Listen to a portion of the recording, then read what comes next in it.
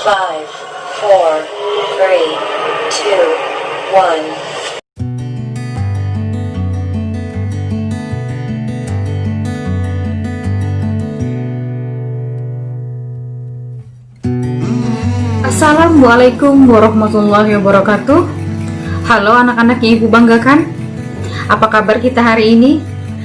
Semoga kita masih dalam lindungan Allah Subhanahu wa Ta'ala, Tuhan yang Maha Esa. Pada kesempatan kali ini, ibu akan menjelaskan materi tentang larutan elektrolit dan larutan non-elektrolit.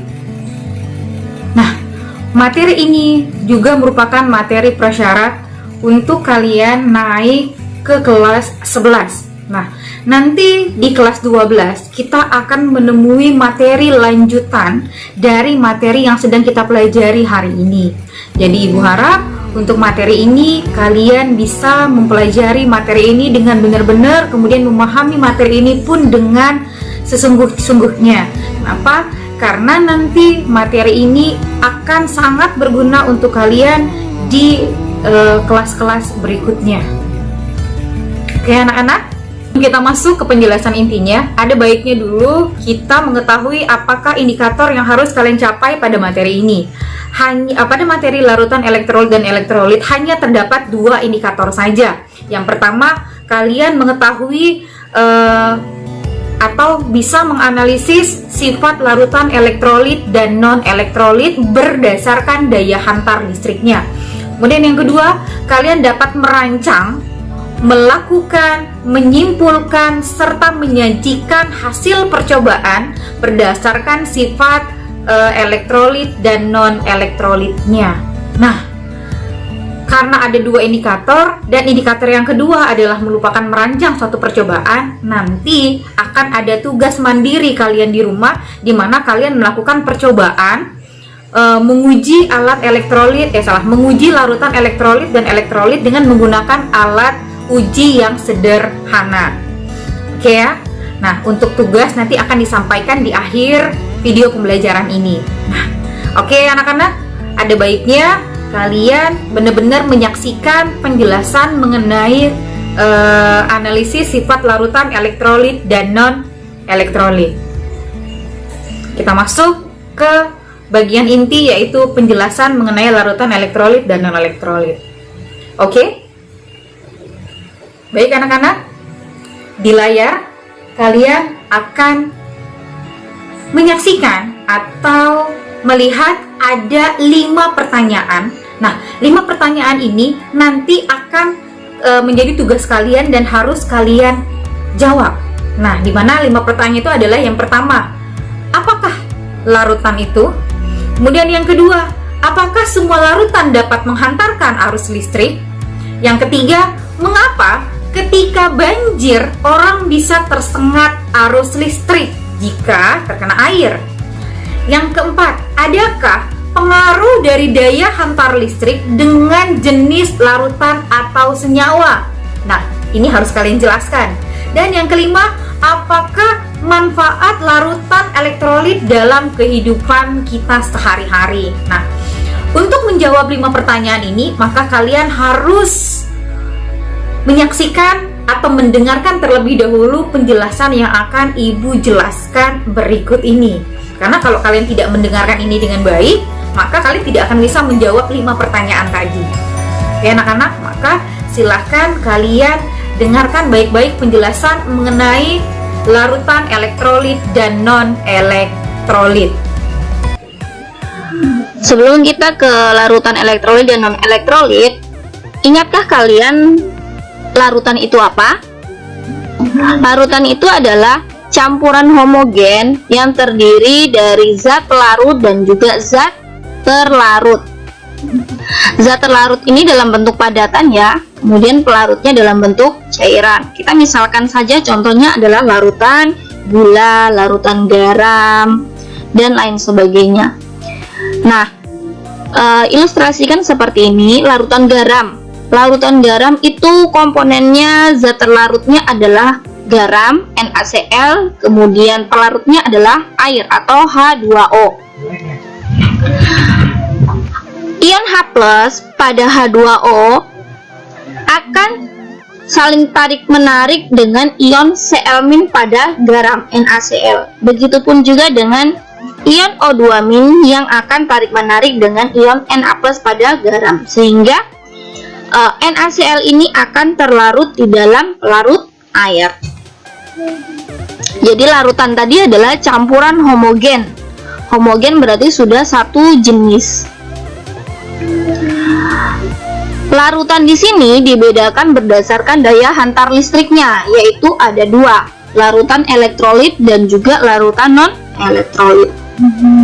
Larutan elektrolit di sini adalah larutan yang dapat menghantarkan arus listrik. Kenapa bisa menghantarkan arus listrik? Karena adanya ion-ion yang bergerak bebas di dalam larutan atau zat elektrolit. Ion-ionnya yaitu ion positif dan juga ion negatif. Elektrolit di sini juga ada dua macam, yaitu elektrolit kuat dan juga elektrolit lemah. Elektrolit kuat itu berarti menghantarkan listriknya dengan baik, sedangkan elektrolit lemahnya hanya menghantarkan listrik sebagian. Elektrolit kuat ini derajat ionisasinya sama dengan 1, sehingga dia terionisasi sempurna dan menghasilkan daya hantar listrik yang bagus. Contohnya yaitu dia berasal dari asam kuat, basa kuat, dan garam-garam yang mudah larut. Kemudian untuk elektrolit lemah itu berasal dari asam lemah, contohnya CH3COOH, basa lemah, NH4OH, dan garam-garam yang sukar larut. Untuk larutan yang kedua yaitu non-elektrolit. Non berarti tidak ya, berarti tidak menghantarkan arus listrik. Kenapa tidak menghantarkan arus listrik? Karena tidak adanya ion-ion yang bergerak bebas. Derajat ionisasinya nilainya 0. Contohnya adalah larutan gula.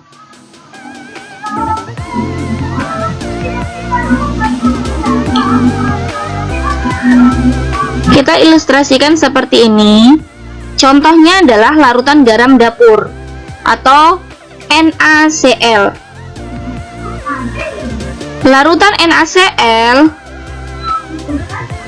dapat dilihat di sini banyak gelembung-gelembung gas, kemudian ion-ion negatif dan ion positifnya bergerak bebas, sehingga aliran listrik ini membuat lampunya menyala terang.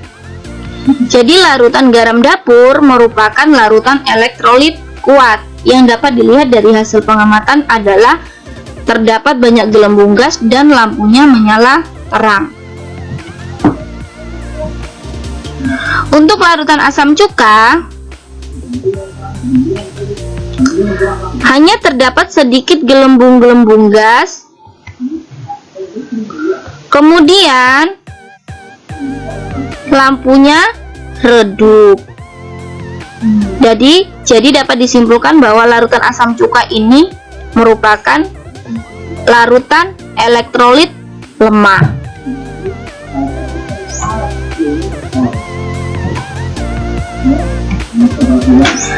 Asam cuka hanya terionisasi sebagian ya. Untuk larutan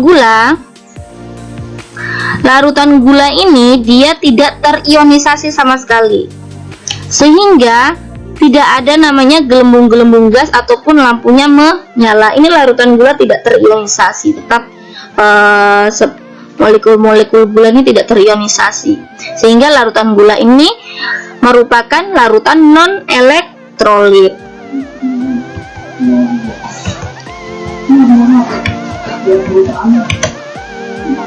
Nah, dapat dilihat di sini jenis pengamatan, sifat dan pengamatannya, kemudian contoh senyawa ya.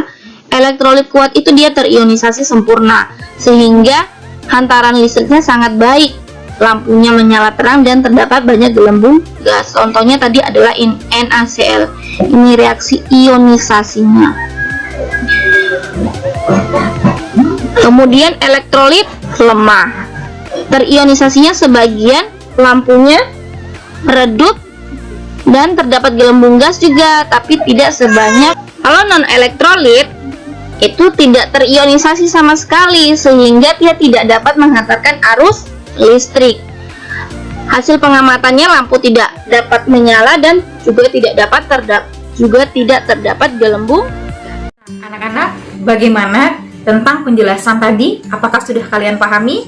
Sekarang kalau sudah kalian pahami, mari kita review sedikit atau kita mengulang penjelasan yang tadi. Yang pertama, apakah perbedaan antara larutan elektrolit dan non elektrolit berdasarkan daya hantar listriknya? Ternyata dari penjelasan tadi dapat kita dapatkan bahwa ada beberapa perbedaan. Yang pertama, larutan elektrolit itu dapat menghantarkan arus listrik, sedangkan larutan yang sifatnya non elektrolit itu tidak dapat menghantarkan arus listrik. Nah, ternyata tidak semua larutan bisa menghantarkan arus listrik. Kemudian yang kedua, pada larutan elektrolit terjadi proses ionisasi atau peristiwa penguraian senyawa menjadi ion-ionnya, yaitu ion positif atau kation dan ion negatif atau anion. Sedangkan pada larutan yang non elektrolit itu tidak terjadi proses ionisasi. Itu yang kedua. Sekarang yang ketiga, ternyata larutan elektrolit itu dapat menyalakan lampu dengan terang atau redup. Nah, terang dan redupnya tergantung dari kuat atau rendahnya sifat larutan elektrolitnya. Karena tadi kita lihat larutan elektrolit terbagi menjadi dua, ada larutan elektrolit kuat dan elektrolit yang lemah.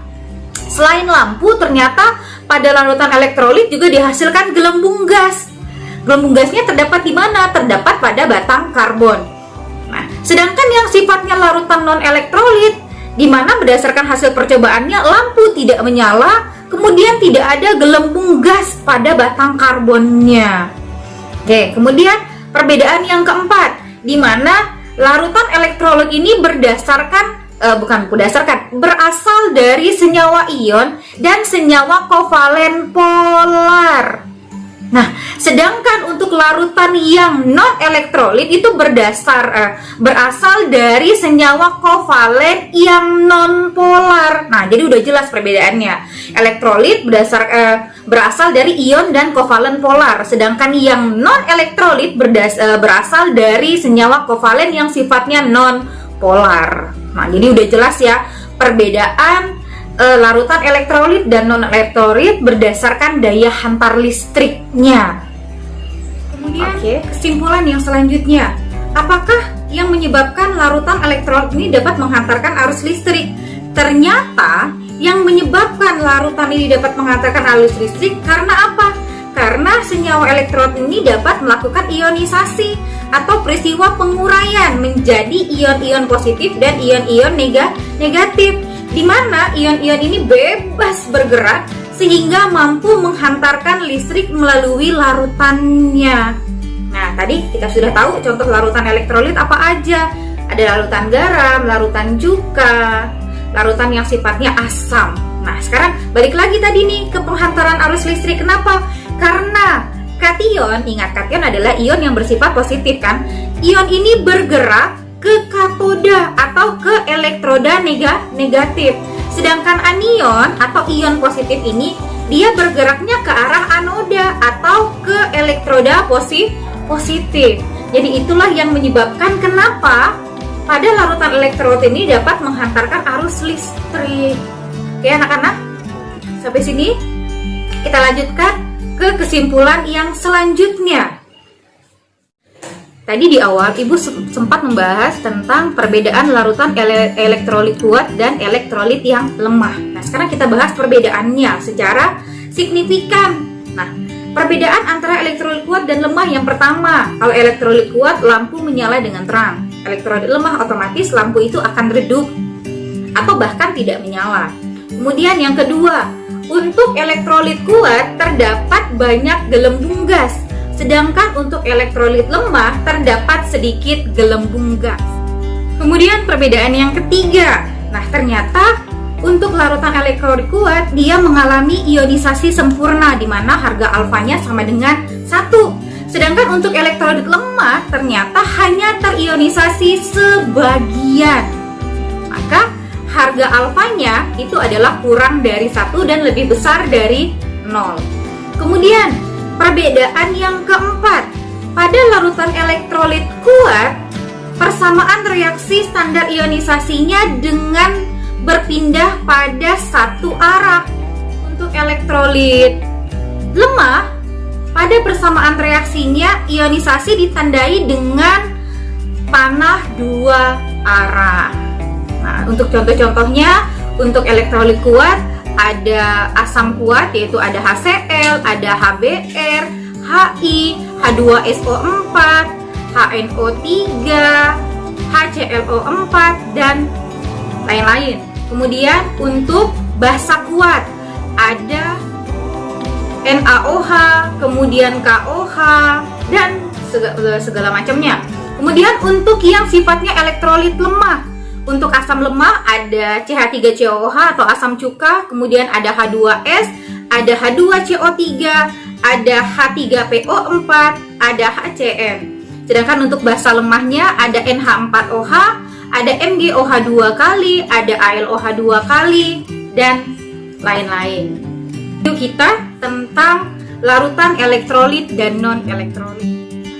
Demikianlah penjelasan mengenai larutan elektrolit dan non-elektrolit. Semoga dapat bermanfaat untuk kalian dan bisa kalian pahami.